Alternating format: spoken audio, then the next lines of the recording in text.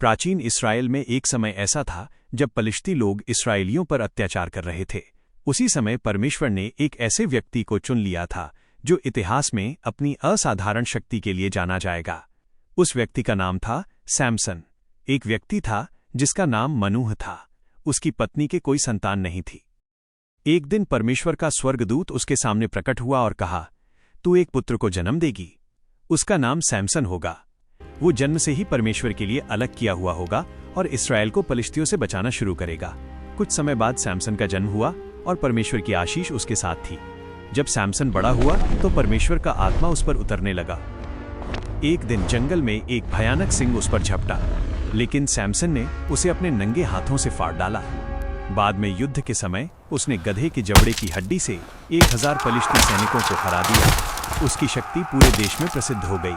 लेकिन सैमसन की एक कमजोरी थी। वो एक स्त्री से प्रेम करने लगा जिसका नाम था दलीला।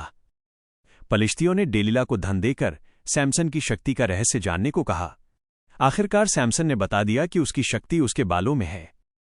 एक रात जब वो दलीला की गोद में सो गया, उसके बाल काट दिए गए और उसी क्षण उसकी शक्ति चली गई।